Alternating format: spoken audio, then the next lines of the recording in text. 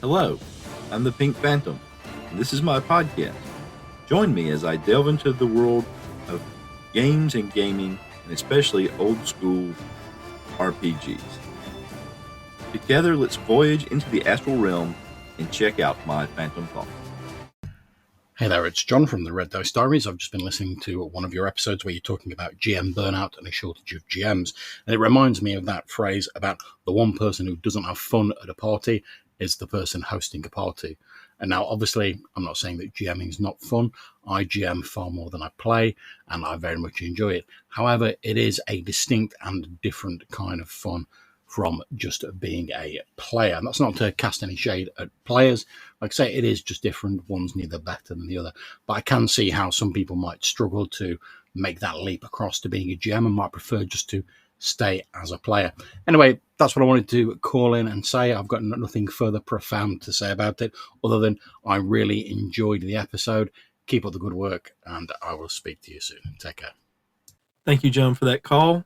Yeah, I think GMing is an acquired taste, so to speak, particularly I think in the old school style where there's a lot more reacting on the fly and coming up with what's happening next, utilizing things like random tables, as opposed to some of the more modern rule sets or adventure sets where there's an adventure path and there's a path that's definitely being followed and there's a progression that can be kind of followed step 1, 2, 3, where instead you're following some kind of procedure and spending a lot of time interpreting what the dice mean. So it's no wonder that there's not probably nearly as many people who make that jump from player to GM in the hobby. And to everyone else listening, if you haven't picked up on the Red Dice Diaries podcast, it's a great podcast, and John has a lot of great material in his back episodes to go through. So if you haven't, there's links in the show notes. Please go check that out. Now, John's call was the only one I got since I published the last episode. So we're going to move on with the content of the rest of this episode. It's going to be basically 2 parts. Of course, at the end of the episode, I'm going to have more Tales of the Dragon Slayers as I continue to follow the humanoids from a large battle in that campaign that kind of wandered off, broke out. Some of them retreated and are moving around the landscape. But what's coming up next is I'm going to build a monster. So let's go ahead and get into that now. And one last thing before we get to the monster creation, this product will be on Kickstarter. I do not have a link to any kind of preview page for that, but there is a link to a little short introductory video for the product, so I will be linking that in the show notes as well. So now we're going to get on with the monster making. It's alive! It's alive! For this episode, I thought I'd run through something I got through a Kickstarter I bought from DWDalton Adventures. This wasn't actually part of the Kickstarter, but I guess he's sending out to Kickstarter backers access to a beta of a new product called MonsterCraft Cauldron, biomimetic random monster generator. And it's basically a worksheet and a series of rolls on random tables to generate a monster. And it generates stats for, well, it has the ability to generate stats for 5th edition. It also generates stats for Lone Wilderlands, which is an RPG also put out by DWDalton Adventures. That is something I don't have, so I'm going to be rolling up on the 5th edition part of the table. And it's just a series of D20 rolls and then some calculations on the included worksheets. So the first roll is for size, monster size. I rolled a 14, so we'll write that in here. And on the table, 14 is large. It's a large creature, and that's going to give us a base CR of 7, a base speed of 50, and base ability scores of plus 12 to strength, plus 1 to dex, and plus 8 to con. Now the next section is to determine monster body symmetry and structure. There's a couple rolls involved, and then there's a modifier called a biome modifier. And there's a table for the biome modifier, but there's no indication of how to roll on it. The first thing we're going to do is going to do the couple rolls that I know that we have to do.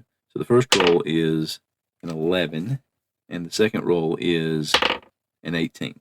So now that first roll is supposed to be plus the biome modifier, to give you a number, and that's what you look up on the table. So the biome modifiers we have are tundra +8, forest -2, grassland +4, desert +12, shores and wetlands -4, ruins -2, caverns -12, and then at the bottom it says layers D20 plus even minus odd. So I'm not sure how that works. So what I'm going to do here is, since it looks like there's 7 with actual modifiers, and then I don't know what to do with the layers, so I'm just going to roll a D8 and get an answer on the table. So I rolled an 8, which of course gives us the layers, so I don't know what that is. So roll again, we'll get 4. So that's desert, so that's going to be a +12, and that is modifies the 11 to a 23, which on that next chart, which is monster body symmetry, anything above a 12 is bilateral, mirrored left and right, with body units being D20 plus 2 segments. So kind of insectoid sounding. So we roll that. That's going to be 10 segments. So bilateral symmetry, mirrored on the left and right, with 10 segments. Wow. Okay, I take that back. I messed that up a little. The first roll was just for the body shape, bilateral, mirrored left and right. The second roll, which was 18 and was going to be plus a 2, is how you got the number of body units, section segments. But since it was 20, that was still going to give us the same result. So the rolls still stand good. And that's going to give us a plus to the CR of the first roll divided by 4. So 18 divided by 4 is 4. So plus 4 there. It's going to give us a HP. No, that's the HP bonus. Excuse me. A +4 HP bonus, not a CR bonus. Okay, let me try that again. CR plus the roll. So the base CR is 7 plus the 18 is 25, which divided by 4 will be 6. So that's going to give us 6, add 6 to the hit points. And then it's going to give us a +2 to strength, a +2 to dex, a +3 to wisdom, and a +3 to charisma. All right, on to table 3. Table 3 is the monster body structure table. And that's going to be a roll plus the first result from the last section, which is 23, to give us a number. So that's going to be a pretty big number. Well, we rolled a 1, so it only went up 1 to 24. And a 24 gives us, from the 19 to 31 result, layered and varied cells, some shape change. And that's going to give us a +1 to PB.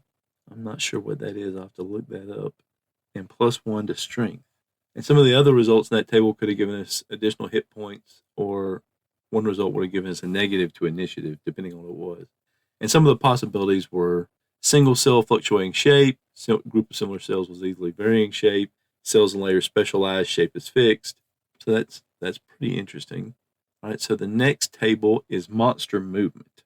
And so this is going to be, we're going to roll a number, I'm going to add it to the result from the previous section, which was 24. So we get 18 and 24. That's going to be 42. Hey, it's the number. Awesome. So this is the preferred medium in structures for motility.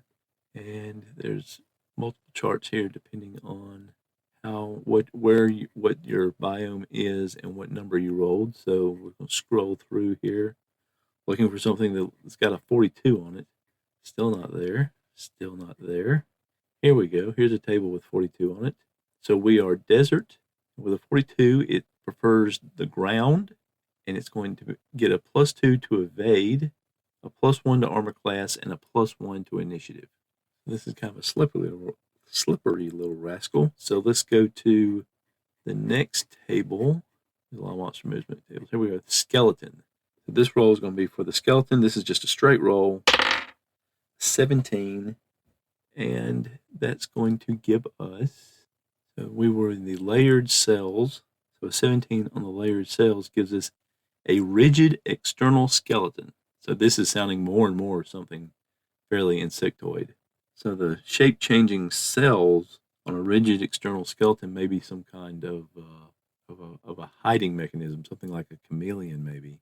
It's going to add 2 to its CR, -3 to initiative, +3 to AC, and +1 to strength. This is looking to be one strong monster here. All right, so the next table is going to give us the feeding source, what it feeds on. and it's going to, well, it looks like it's a roll minus some kind of stat, but I looked earlier and that stat is actually for that other system, so I don't think it was supposed to be on this sheet since this is the 5e sheet. So it should just be a straight roll. Well, let's try that before it falls off. All right, 5. All right, so that was 2 rolls. The first one fell off in my hand. So a 5 is deposit grazer, feeds where the source collects. So something it feeds on something that moves around, but it is deposited in places, and so it goes to those spots and feeds on it. So that could be water. That could just be straight water, or it could be some kind of dirt or dust. Maybe it feeds on some kind of metallic dust that tends to settle in lower areas, but still gets blown around. So that would be interesting. A metallic giant insect. Wow. Well, large, not giant, large. That's what I'm seeing in my head, and it doesn't get any bonuses for that. So let's go to the next table, monster feeding structures and strategies. And this is going to be a roll, and then it's another term that is a 2-letter term that I think applies to that other system. But then it has a blank, and under it, it has 6 plus 6 minus 3. So I think that's some kind of a calculation that maybe not all of it is on the sheet. So what I'm going to do for that is I'm just going to roll, and 6 plus 6 minus 3. Oh, I bet I know what that is. That's roll number 6 plus 6 minus roll number 3. So roll number 6 was a 5. So 5 plus 5 would be 10, minus 3, which was a 24, would be minus 14. And there are negative numbers. Okay, awesome. Well, I do have to roll the die, though, so it could still be a positive number if it rolls high enough. Oh, we rolled another 5. All right, so 5 minus 14 is minus 9. Minus 9 puts us under minus 6, minus 6 or less, envelopment and asphyxiation. So this almost implies, well, no, it doesn't almost. It implies with asphyxiation, it implies that it is feeding on something that's alive, but it deposits. That's very fantasy sounding. Let's see what kind of adjustments we get. We get a DC adjustment of plus 2 CR versus con. So we're probably going to have to wait till all the bonuses come in to see what the total CR is, because I've got 7 and then I've got a plus 2. So that calculation is probably going to have to wait. Then it also lists a spell action condition of unconscious. Wait, wasn't there another thing that was adjusted by CR? Let me go back and look. Yeah, the body symmetry, the hit points were by CR. So I'm going to have to go back and redo that calculation in a few minutes too. All right, now we're coming to section 8. And there's going to be 2 rolls for monster circulation and monster respiration. All right, so and this first 8 is going to be plus the first roll. So a D20, 18. And then our first roll was a 14. That's going to give us a 32 for that first roll. And 27 to 60 is, let's say, we're ground movement. So blood moves through vessels by a chambered heart. And that's going to give its challenge rating a plus 3 as well. Wait, hold on. Skip this table if the table result of 2A was less than 4. Our 2A was 23. Or table 3 result was less than 19. Our table 3 result was 24. So yes, that still applies. It still does have the vessels and the chambered heart. So now the respiration roll is going to be a roll plus the result number 3, which was a 24. So 14 plus 24 is 38. And 38 on this table with ground movement gives us lungs. So it has lungs. And does that give us any bonuses? CR plus 1. So far we've got CR of 10, 13 so far. All right, the next section is looks like 4 different rolls. Or is it? No, it's, all right, let's take a look here. Okay, it's 3 different rolls for sure because it's 3 different tables. And so we got 3 tables here. I've got what looks like 4 different spots potentially for rolls. So the first table is monster sentience. The second is monster senses, and the third is the base monster stats by CR. So that's a derived. That's not a table to roll on. That's a derived table from the final result. So we've got 2 tables to roll on, but they don't really. Let's see, it's got sense, sentience. Okay, so 1 table is sense and behavior. So I've got 3 rolls for that, and then but this first table, it looks like sentience. Okay, source and degree. Okay, yeah. So we're rolling for the monster sentience, and there are no modifiers. This is another one of those modifiers. It looks like it's from the other system. So we rolled a 10. So that should give us a source or degree. So 10 is centralized. It's a centralized intelligence. So it's got like a brain. Not necessarily a brain, but something like a brain. And then its degree of sentience is low proactive. So it's low, but it doesn't just react to its environment. Or is it? Yeah, it doesn't. It just doesn't react to its environment. Oh, I see. And then it tells you how many times you roll on the sense and behavior table. All right. So with a 10, we're going to roll 3 times. So it's going to be most of them, or at least, well, the lowest rolls are 2, which is if it's less than 4, or 6 if it's more than 20. But with this the way this is set up, it can't be more than 20. So that's probably a mistake in the form. So what else does it get? It gets no, that's the other. Okay, it gets a CR plus 1. Hit points are CR plus 1, and a plus 2 intelligence, and a plus 2 to wisdom. I'm sorry, that's a plus 5 to wisdom. Okay. All right. So three rolls on the senses table: a 5, a 6, and a 14. So a 5 gives us hearing, and follows at a distance, improved to ambush or nocturnal. Okay. A 6 is pressure. It has a pressure sense, and it actions vary with weather, ground elevation, or water depth. And then the third result was a 14, which is smell, unaffected by darkness, hindered by rain.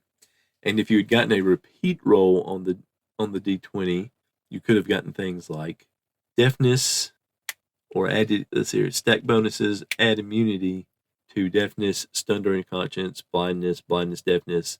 So it could have gotten some other interesting things. And also, let's see, in terms of other bonuses, it gets plus 1 to wisdom from each of the first 2 rolls. And it gets that third roll, it gets also a plus 1 to wisdom. So it's plus 3 to wisdom. And then it's going to get plus 2 to PB. I still don't know what PB is. I got to look that up. Oh, I'm dumb. Proficiency bonus, of course.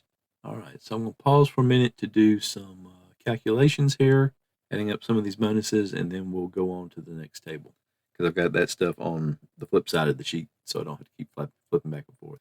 All right, so the next table was base monster stats by challenge rating, CR.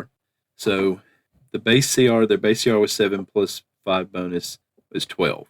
So based on that, it started with a base armor class of 17, plus 4 bonus for an armor class of 21, base hit points of 250, plus bonuses of 21, giving a total of 271, base speed of 50 with no bonuses is 50, base proficiency of 4, plus bonuses of 3 for a total of plus 7 proficiency bonus, attack bonus of 8 with no bonuses, plus 8 for total attack bonus, and DC save 17 plus bonus 12 of 19, initiative 0, minus 2, so a total of minus 2 for initiative. And then its ability scores ended up being strength 21, dexterity 8, constitution 13, intelligence 7, wisdom 16, and charisma 8. That was a 5 plus bonuses for each individual one. The last thing is damage. It didn't have any damage bonuses from all the things we rolled up before. So its base damage, according to that table, it's actually damage options are 8d10, 6d12 plus 8, and 4d20. So I'm just going to roll a d6 to get that damage type. 1, so we'll go with 8d10 for damage. Now, there's nothing here to indicate a number of attacks, so I don't know how we put that up. Actually, since it envelops its prey, I imagine it would just be a single attack. That's what it sounds like to me anyway. So the next section the next table is monster spells, and it says roll one roll per spell slot and spell slots equals 9A divided by 2, which that roll was a 10, so that would be 5 rolls. So on this table, we roll 2d20, so 5 rolls. Wow, okay. Let's see. Spell slot level equals CR divided by 5, so that would be 12 divided by 5 would be 2. And repeated results are +1 slot level. Okay, all right, so here we go. An 18 and a 7 is 25. So that gives us magic armor. All right, so next we've got 14 and 7 is 21. That gives us inflict wounds. So the next one is 16 and 20. That'll be 36. 36 is sleep. All right. 3 and 2 is 5. 5 is bless. And then 2 and 8 is 10. And that is darkness. And so these will all be second level spell slots. No, wait, let me see that. Was it? Let's CR divided by 5. Yeah, okay, second level spell slots. That seemed a little odd. Okay, so let's scroll down this last table. Bizarre and distinct. So this is character level. So it's D20 plus character level. Roll as many times as is fitting for the story. I'm not sure how to get a character level for this thing, considering that it didn't do hit dice, it just did straight 2 hit points. I'll bet that's supposed to mean challenge rating. I'll bet that's what that's supposed to mean. So I'm going to use challenge rating, and I'm going to just roll a couple just to see what we get. 6 plus 12 is 18, and then 6 plus 6 is 12. And you know what? There's got 3 boxes on it, so I'm going to roll 3 times. That's the same result. All right, 6 plus 5 is 11. All right, so 18 is its call carries a great distance. Number 12 is horn-like projections. Horn-like projections. And 11 is aggressive behavior. I'm not sure exactly how spells factor in. I didn't see anything going back and looking that where there was a table that indicated that would be a spellcaster or not. I did notice that the evade thing that I'd seen is for the other game system. So what we have here is we have a large creature, which in D&D 5e terms is something like a hippogriff or an ogre size. It is bilateral symmetry with mirrored left and right sides. It has 10 segments, which is very insectoid. It has layered and varied cells of the same shape. Some shape change. It's a ground-bound critter, and it moves around on the ground. It has a rigid external skeleton. Again, that's kind of accentuating an insectoid-like thing. It's a deposit grazer, which feeds where the source collects. And that's kind of strange because its feed structures are envelopment, and its strategies are asphyxiation. And then it has circulation of blood vessels through a chambered heart, and it has lung respiration, which is very different from the way insects kind of do things. It also has a centralized source of intelligence that is low and proactive, and its senses are hearing, pressure, and smell. It has horn-like projections and aggressive behavior, and its call carries a great distance. When it envelops its prey, it can create the spell action condition of unconsciousness, and it has second-level spell slots for magic armor, inflict wounds, sleep, bless, and darkness. So what I'm picturing in my mind is something like the trilobites from hundreds of millions of years ago. They were these marine creatures that they were arthropods. They were basically like insectoid, and they had lots of little tiny segments, and they were very flat creatures with lots of legs, and they were almost as wide as they were long, and they had little antennas and stuff in front of them. And so what I'm picturing is something like that, where the ends of the segments are very sharp, and they have some horn-like segments on them. And so when they come upon their prey, they just wrap around it, and they're kind of getting at it with their legs and some mandibles to feed. And so they have these chameleon-like cells on the top, so they can just kind of stop and blend into the desert environment where they are, and then they kind of dig or leap out, and whatever it is they're feeding on, maybe it's some kind of almost animal-like, semi-sentient plant, something like a tumbleweed that kind of gets blown around the desert, and it ends up in accumulating in crevices and stuff, and they just kind of crawl and get on top of them and wrap them up and start feeding on them. And these spells could be like spell-like ways of defending themselves, sleep or darkness to get away from creatures, because, or that could even be offensive with the darkness, because their senses are hearing and pressure and smell, so they don't even need to see. They can use the darkness to distract. They can use it to debilitate their prey or whatever they're attacking. They can use sleep if they get in trouble to try to get a creature. Maybe they exude some kind of odor or chemical, some kind of chemical. We know that insects, they have, chemical attacks. A lot of them do. Same things like ants.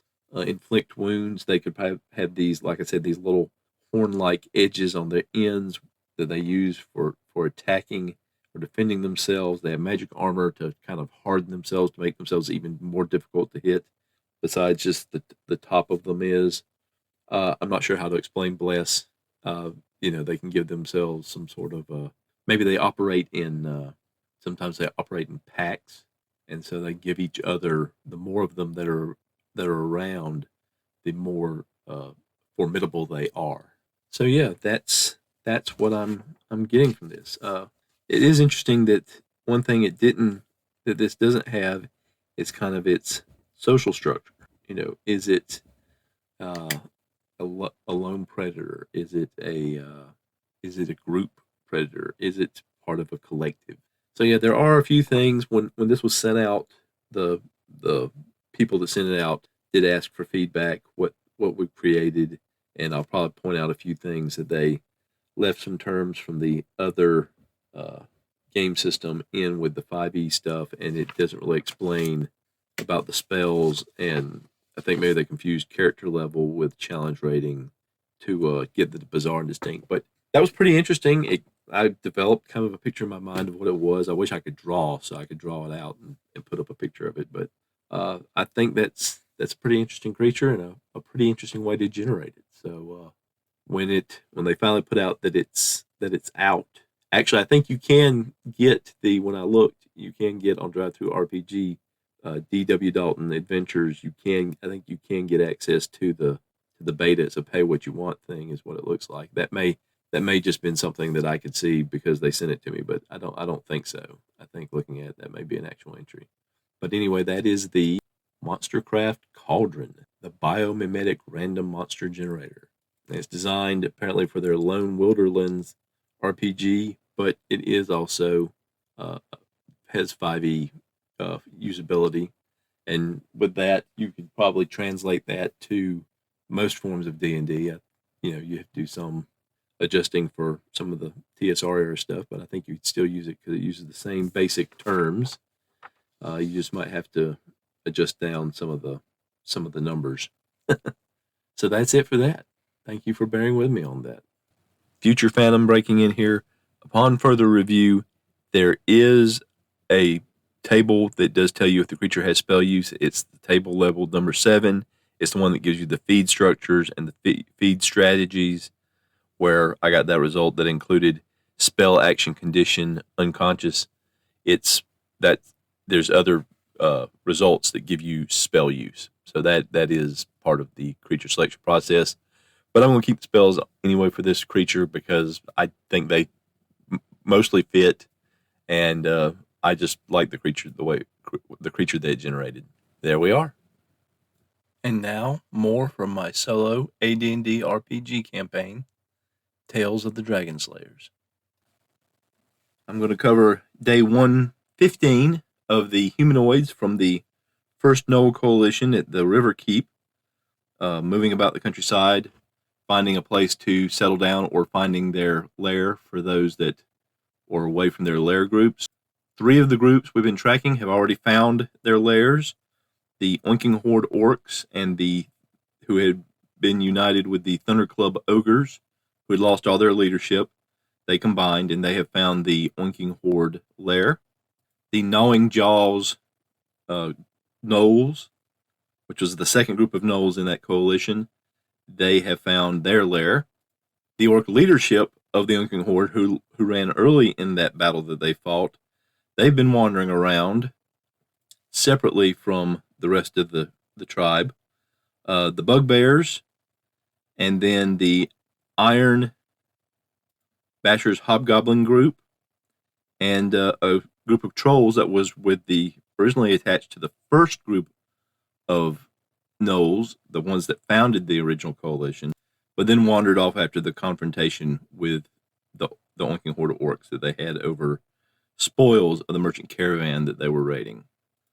So the Bugbears know where their lair is. Their lair is actually in the party's keep. So they're heading in that direction, just trying to avoid civilization, avoiding any more confrontations in between. As far as the orc leaders go, they should know where their lair is.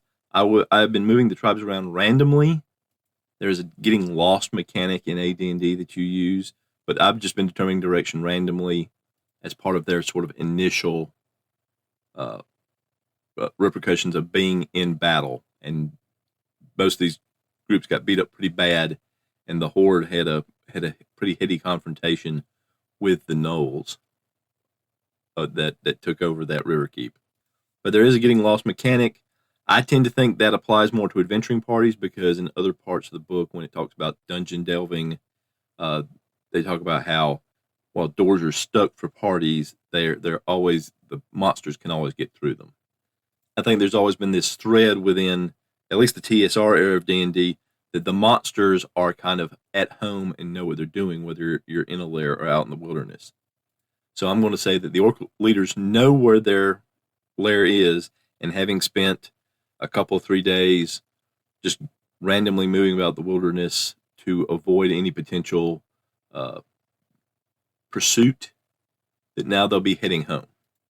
The trolls are new to this area, but I'm going to let them, kind of stumble across another group of trolls and see how they react. See if they combine into a lair group when they stumble across a group of trolls.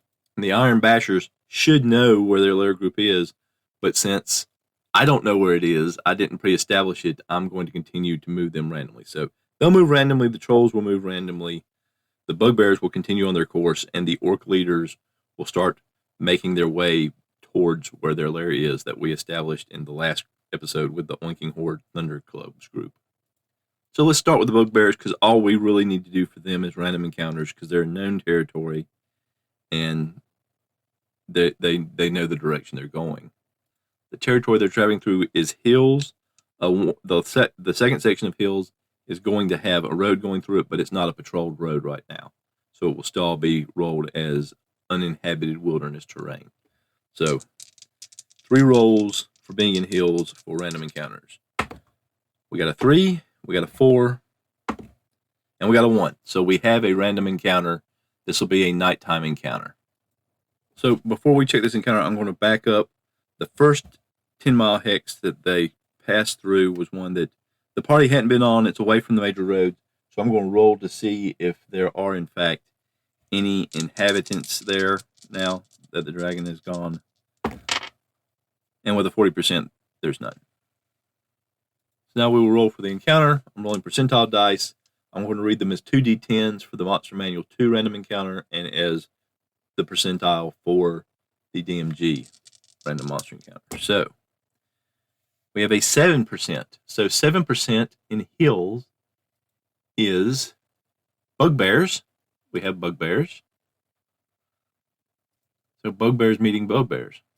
Or if we use the Monster Manual 2 table, a 17 is an Aspis. I don't know what that is. Let's see if we can find an Aspis. Okay, they are in the Monster Manual 2, and they appear to be some kind of caterpillar type creature. They are, it looks like they might be intelligent. Yes, very intelligent. Considered mysterious by humans, Aspis are seldom encountered in populated lands, and this is not a populated land, unless raiding for food. They commonly live in small groups, tending to their own business and only occasionally dealing with outsiders. Few people can report a meeting one of these creatures, and the existence of larvae and cows is only a rumor. These must exist, however, they are necessary to the survival of the race. Here we go. Drones, Aspis drones, are the adult males of the nest and perform all the functions dealing with the outside world. They lack individual identity, even to the point of not having personal names. Fierce warriors, they are capable of using all weapons but bows, and can fashion items they need with skill. Although they prefer to travel on all 6 legs, in combat they will stand on their 2 hind legs, using the other 2 to wield 2 weapons and 2 shields, making their armor class 2. Drones are 6 feet long and look like giant weevils. They have an extremely long proboscis and multifaceted eyes. Their diet consists of vegetable matter and meat. Blood is a preferred drink among them. Well, that sounds like an interesting encounter, but let's see which of these 2 entries will we have. So let's see. We hadn't used the D12 in a while. So let's roll out the D12. On a 1 to 12, we will have, on 1 to 12, we'll do 1 to 6, Aspis, 7 through 12, Bugbear. And we rolled a 6, so we're doing some Aspis. Let's see, are they at their lair? 30% chance. They are, 23%. So let's do some reaction rolls here. We're going to do the Aspis first. The Aspis reaction is 31. That is uncertain but 55% negative, which kind of makes sense since you're near their lair. They're kind of wary. So we'll roll for the 55%. 14%, they are definitely negative results. So what about the bugbears? The bugbear reaction is 83%. Friendly, immediate action. So now there's the question of, can these groups even communicate? Aspis drones speak their own language, and 5% will be able to speak common. So 5% will be able to speak common. So how many drones are in a group? The encounter grouping is 2 to 20. So let's see how many are in this group. 16%. So there's not a guarantee of one. If we'd roll 20, I would say one of them for sure knew. So we're going to give it three quarters of a chance that they know. One of those is that 5% guy. So let's go with the percentile dice. And with a 67, there is one drone in there that does speak common. You know what? Forget that. We're going to go with each one. That was the first one. The first one does not speak common. 21, the second one does not speak common. 63, the third one does not speak common. 66, the fourth one does not speak common. 51, the fifth one does not speak common. 43, the sixth one doesn't. 43, the seventh one doesn't. 36, the eighth one doesn't. 88, the ninth one doesn't. 47, the 10th one doesn't. The 11th one, 84%. The 12th one, 73%. The 13th one, 36%. The 14th one, 53%. The 15th one, 55%. And the 16th one, 02. So one of them does speak common. So what about bugbears? Bugbears speak Goblin and Hobgoblin in addition to their racial and alignment language, and they are chaotic evil. Well, the Aspis are neutral, so they do not have a language in common. So would they even be able to communicate, or would it be the bugbear's approach and the Aspis consider this as aggression? So again, we're going to say, well, the Aspis are very intelligent. And in the monster manual, I believe that there is an entry, yes, very intelligent means that they are a 13 or 14 on the intelligence rank. So let's roll a die here. We get a 9. So we're going to say 13. 13 intelligence for this group. So a 13 intelligence gives you 3 additional languages. by the player's handbook. So let's roll for some random languages and see if this group of aspices can speak one of the languages common with bugbears. I'm not going to roll for all 16 because I'm sure there would be a lot of duplication in just this one group. But we'll give it, let's say 5 languages between the group. So here we go. 03. Bugbear. Hit it on the first time. Bugbear. All right. Wow. That was okay. Love it when the dice do their thing. So this group does understand that the bugbears are being friendly. So with that understanding and with the wariness from their initial negative roll, we're going to give one more encounter reaction, and we're going to give it a plus 10%. So give the bugbears a chance. Give a bugbear a chance, man. All right, here we go. Ooh, 8%. Plus 10 is 15%. Hostile immediate action. So no, not having it, not trusting these bugbears. We're just going to go right after them. So let's go to encounter distance.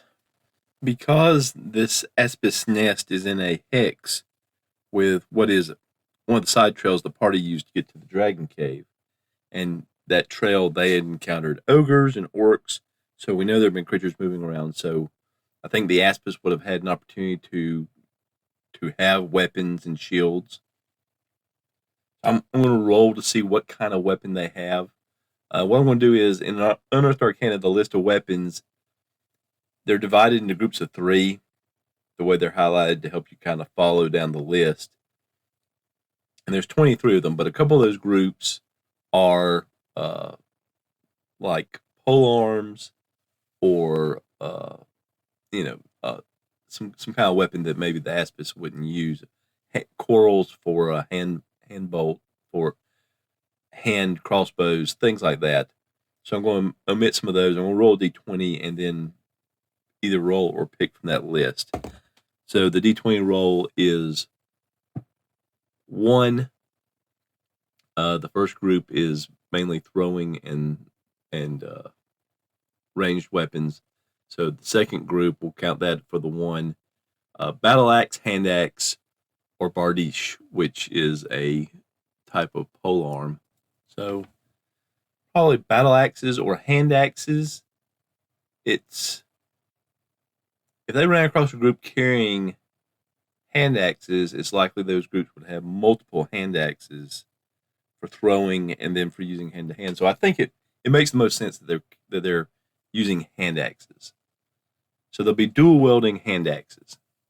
And the bugbears, they're carrying morning stars. This battle is probably going to take a minute. So I think I'm going to start the next session off with that. And I'm going to finish up the exploration for the rest of the humanoids for day 115. So we're going to move over to the leaders of the orcs oinking horde, making their way back home. And they're going to be traveling through terrain, through hexes that I know the terrain, but we haven't been through them, so we don't know if there's any kind of inhabitation here. So we're going to roll for that first to see if there's any inhabitants in these two hexes they pass through. With a 51, that's a no. With an 85, that's a no. So no inhabitation. So now we're going to do random encounters for the day. An 8, that's a no. An 8, that's a no. A 2, that's a no. So no encounters. They travel and they settle in for the night. So now the hobgoblins, the iron bashers, they're going to move, and they're going to be traveling to the northeast. The first hex they're passing through has already been passed through, but the second one has not, so we'll check for an inhabitation. And with the 38, there's no inhabitation. We're going to run their random events. 3 no, 9 no, 4 no. So no random events for them. So they travel uneventfully for the day. finally, the trolls, who are farther to the north than any of the other groups. They're going to be moving in a southwest direction. All right. So this will actually take them through an unexplored hex. So we'll check for inhabitation. Well, first we need to check for terrain. And that's going to be a D20. And they're coming out of plains. And with a roll of a 4, that's going to be more plains. And then the second hex is actually going to be where is that? Yes, that's where the hobgoblins ended up. So they may run across the hobgoblins. So let's roll for some random encounters for the trolls here for the first part of their day. A 9 and an 8. And now let's see, do they have an encounter in the same hex where the hobgoblins are? And with a 1, they do. And so I think they're gonna encounter the hobgoblins. I think that makes the most sense. The hobgoblins have settled in, and the trolls come across them at night. And the hobgoblins probably know that some trolls were with the other gnolls, but they may not know it's these particular trolls. But they're certainly going to be wary. So on the DMG racial preferences table, trolls and hobgoblins hate each other. So there is a negative to the reaction roll on this of minus 20% for liege, minus 15% for associated group. So 15%, and then there's a further 5% negative for because their alignments are 2 places removed. Hobgoblins being lawful evil, trolls being chaotic evil. So there's a negative 20 to the reaction roll. So this is probably not going to go that well. So let's see how the hobgoblins react to these trolls. It's a 27. So subtracting 20 from that is 7. And then the trolls for the hobgoblins, they rolled a 9. So the hobgoblins rolled hostile immediate action or morale check, and the trolls rolled violently hostile immediate attack or morale check. So we need to start with the encounter distance. This particular hex being hilly terrain, and we've kind of ascertained that in this area it's forested hills, so there's a -1 to each die of the 6 D4s we'll be rolling. So here we go. We roll a 4, a 1, that's 5, a 2, that's 7, a 1, that's 8, a 3, that's 11, and finally a 4, that's 15. But we're subtracting 6 from that, so the encounter distance is 9 inches. Or in the outdoor case, 90 yards. So, surprise. Are the hobgoblins surprised? They are. They rolled a 2. How about the trolls? They rolled a 5. They're not.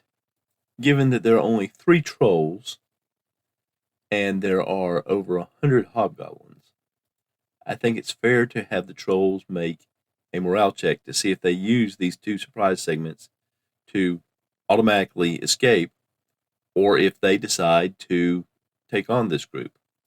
So the base morale is 50% plus 5% per hit die above 1 plus 1% per hit point above any hit die. Trolls are 6 plus 6 hit dice creatures. So they're going to get a 25% bonus to their morale score for those 5 hit dice above 1, and then another 6% for that plus 6, for a total of 81%. Now this score is further adjusted by the number of hit dice or levels of enemy and friendly forces. So each troll has essentially 2 companions, and I'm going to round that plus 6 up to essentially a 7th hit dice for this calculation. So that's 7 times 2% for each hit die alive, friendly, is another plus 14, which gives a total morale score currently of 99%. But you then subtract 1% for each hit die or level alive of the enemy. Hobgoblins are 1 plus 1, which I would round up to 2, so that'd be minus over 200, which reduces the morale score so low that it would be not possible to even roll on dice because it'll be a negative. So the trolls are just going to execute the better part of valor and use their surprise segments to leave. And even if surprise didn't mean you could automatically just get away, the trolls move faster than the hobgoblins, so there's no way that they would be able to catch them even if they pursued them. So there's not going to be any kind of confrontation. So the hobgoblins benefited from their large numbers, and the trolls will have to find somewhere else to bed down for the night. And so, except for the confrontation between the bugbears and the aspices, that ends day 115, and we'll start off with that battle next time. The opening music of this podcast is Strength of the Titans, and the closing music is Late Night Radio, both by Kevin MacLeod of Incompetech.com, licensed under Creative Commons by Attribution 4.0 license. Thank you for listening to Phantom Thoughts. I would love to hear your feedback. You don't have to be part of the show. If you want to contact me and let me know, hey, these are for your eyes only. I just wanted to give you thoughts, ideas, response, and it's really for your eyes or ears only. That's absolutely fine. I'd love to hear from you either way. So just let me know when you contact me. Just, I don't want to be part of the show. There are lots of different ways you can contact me. You can send me an email at phantomthoughtspodcast@gmail.com. And that can be a regular email, or you can attach an audio file to it. You can use the message button on my podcast site on podcasters.spotify.com/pod/show/phantom thoughts. You can contact me via my Google Voice number, 864-209-1441. You can contact me via SpeakPipe at www.speakpipe.com/phantom thoughts. You can contact me on Discord, The Pink Phantom. All this contact information is listed in the show notes of every episode. And thank you for those who call in. Thank you for those who don't call in. I appreciate you listening and hope you'll listen again next time. Until then, I hope you have a great day.